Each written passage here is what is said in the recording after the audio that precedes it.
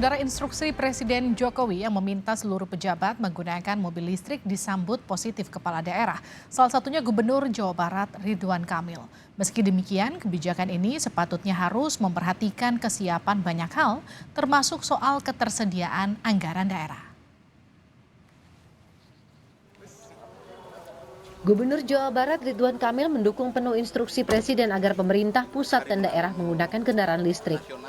Ridwan Kamil menyatakan sudah menggunakan kendaraan listrik sejak 2 tahun lalu. Emil juga menyatakan selama 2 tahun menggunakan mobil listrik sebagai kendaraan dinasnya telah ikut menghemat uang negara. Saya mendukung Kepresnya Pak Jokowi karena Jawa Barat udah duluan, kan? Udah 2 tahun saya pakai mobil itu tuh. Kamu jadi saksi ya. Udah saya himbau, tapi dengan kekuatan keputusan Pak Presiden itu lebih membuat ini luar biasa, kan begitu. Karena apa? Pemimpin harus memberi semangat. Jadi kepada warga Jawa Barat, kalau mau semangat mencoba, tidak harus beli baru motor listrik. Yuk, kamu juga, ya, wartawan kalau mau, itu pindah ke motor listrik dengan mengubah yang lama, ganti mesin. Tidak hanya Ridwan Kamil, Gubernur Bali juga mendukung kebijakan penggunaan mobil listrik. Penggunaan mobil listrik bisa menghemat penggunaan APBD. Biayanya 1/5. 1/5 dari harga Premium. Kalau Biaya operasional kalau minyaknya aja nih. Kalau beli minyak 100.000 ini cuma 20.000.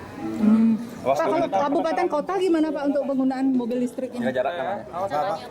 untuk instansi di Pemkap kabupaten kota. Kabupaten kota gimana? Ini sudah diserahkan kepada Bupati Wali Kota. Sekarang kan diperkuat dengan Inpres. Kan lebih bagus. Rencananya berapa tinggi Pak yang dia? Ya secepatnya lah. Kepala Staf Kepresidenan Muldoko menyatakan instruksi Presiden untuk penggunaan mobil listrik sebagai wujud Indonesia berkomitmen mengurangi BBM. Big picture-nya adalah transformasi energi. Transformasi energi salah satu inline yang nanti ada dalam subtopik pembicaraan di G20. Nah, untuk itu maka Inpres ini sebenarnya juga memberikan pesan kepada dunia bahwa Indonesia sudah bergerak seperti ini dalam mensikapi apa itu perbaikan environment dan juga bagaimana upaya menekan penggunaan atau fosil itu ya. Ekonom sekaligus Direktur Selius mengingatkan pemerintah soal ketersiapan anggaran setiap daerah.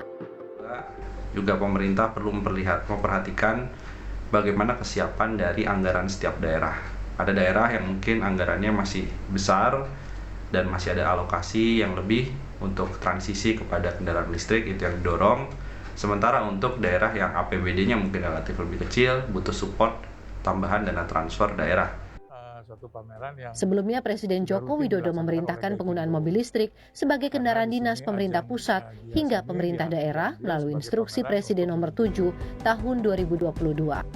Dalam Impres disebutkan pendanaan untuk penggunaan mobil listrik untuk kendaraan dinas menggunakan APBN, APBD atau sumber lain yang sah sesuai ketentuan peraturan perundang-undangan.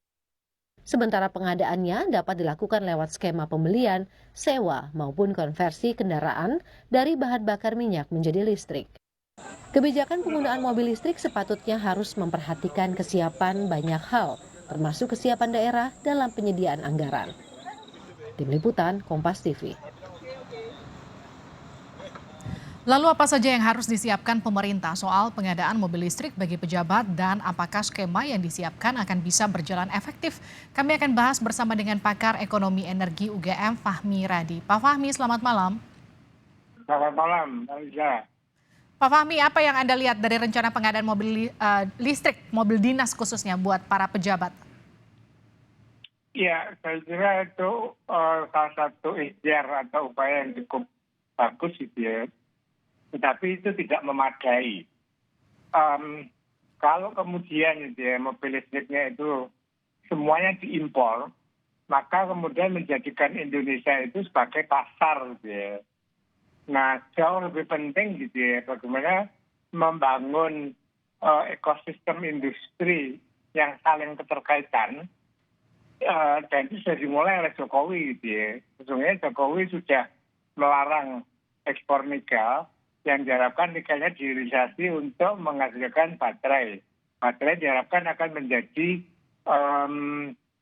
komponen utama dari mobil listrik gitu ya. Dan Jokowi bahkan sudah menghubungi Telesta gitu ya untuk membangun itu tadi. Jadi menurut saya saat ini jauh lebih penting adalah membangun ekosistem industri gitu ya. Kalau hanya meminta pejabat itu untuk menggunakan mobil listrik, pertama itu kan semua impor gitu ya. Nah, kemudian kedua berapa sih jumlahnya pada di seluruh Indonesia gitu ya. Padahal pasar Indonesia itu kan sangat besar gitu ya. Jadi saya kira dan PLN saya juga sudah siap membangun infrastruktur tadi. Tapi kalau jumlah mobil listriknya itu masih gede, ya rugi bagi PLN untuk membangun infrastruktur tadi. Oke. Jadi itu penting tetapi kurang memadai gitu Mbak Lili. Kalau tadi Bapak katakan kita perlu untuk membangun ekosistemnya, kita perlu untuk kemudian meningkatkan atau paling tidak kita bukan bilang meningkatkan, mengaktifkan lagi industri mobil listrik di tanah air, artinya seperti itu. Butuh waktu berapa lama Pak yang rasional? Nah sebetulnya kita kan punya resource gitu ya, resource sebagai input tadi, tetapi kan kita tidak punya teknologi. Nah oleh karena itu kita harus bekerjasama dengan manufaktur luar negeri seperti Amerika, China, Korea Selatan. Itu harus dibangun tadi gitu ya. Tanpa itu ya sulit bagi Indonesia untuk bisa membangun ekosistem industri mobil listrik tadi. Mengundang mereka untuk membangun pabriknya di Indonesia begitu kira-kira ya? Iya. Dan itu sudah dilakukan oleh Jokowi, dia misalnya mengundang Korea Selatan untuk membangun baterai. Nah untuk mobil listrik sendiri kan masih dalam penjajakan dengan Telesta, kemudian juga dengan Korea Selatan. Nah ini butuh adanya dukungan pemerintah ya. Komitmen Jokowi itu tidak cukup, tetapi pada level menteri tadi itu harus memberikan dukungan yang penuh. Misalnya memberikan tax incentive bagi mereka gitu ya, membangun infrastruktur. Tanpa itu harga mobil listrik yang akan dibangun Indonesia akan masih sangat mahal Mbak Levi. Oke, ini kan sekarang karena impresnya sudah keluar, artinya sekarang kan mereka sekarang sedang bagaimana mengimplementasikan, mengerjakan impres tersebut. Apa yang kemudian harus mereka lakukan sekarang, impor saja dulu, dipakai saja dulu, artinya lewat pengadaan saja dulu, ataukah memang mengaktifkan dulu ekosistemnya, lebih baik yang mana menurut Anda? Saya kira bisa simultan gitu ya. Dalam waktu bersamaan, itu bisa juga misalnya impor kemudian dipakai dulu oleh para pejabat negara gitu ya. Untuk memberikan contoh gitu ya. Karena nantinya itu kan perlu perubahan behavior gitu ya, perilaku yang dari mobil BBM ke mobil listrik ini kan juga butuh edukasi, butuh komunikasi publik gitu ya. Nah sehingga masyarakat dengan sadar beralih ke mobil listrik tadi. Gitu Mbak Levi. Kalau dengan kisaran harga mobil listrik yang saat ini ada di pasaran kan kisarannya ada di 500 sampai 2 miliar lebih. Kira-kira kesiapan anggaran kita cukup kuat nggak tuh? Terutama untuk yang di APBD ya, menggunakan APBD di daerah. Nah saya kira itu juga kalau dipaksakan itu ya, maka itu akan memberatkan APBD. Jadi maksud saya nggak usah dipaksakan tadi, lebih baik secara natural gitu ya. Dan ini misalnya beberapa kali gitu ya, pernah terjadi juga pada saat Indonesia meluncurkan national brand atau bahkan mobil SMK-nya Jokowi dia yang itu dikawal sejak jadi wali kota tapi sampai akhir ternyata hilang. Nah itu juga kendala yang menurut saya gitu ya, ada manufaktur dari mobil konvensional yang mestinya tidak rela digantikan oleh mobil listrik tadi sehingga dengan berbagai cara menghambat pengembangan mobil listrik di Indonesia. Nah ini juga perlu diwaspadai gitu ya. Lalu kemudian apa yang perlu diperhatikan dari pengadaan mobil dinas listrik ini nanti ke depannya? Dari proses lelang dan juga dari proses pengadaannya? Iya saya kira semua harus dilakukan secara transparan. Kemudian disesuaikan dengan masing-masing anggaran daerah gitu ya.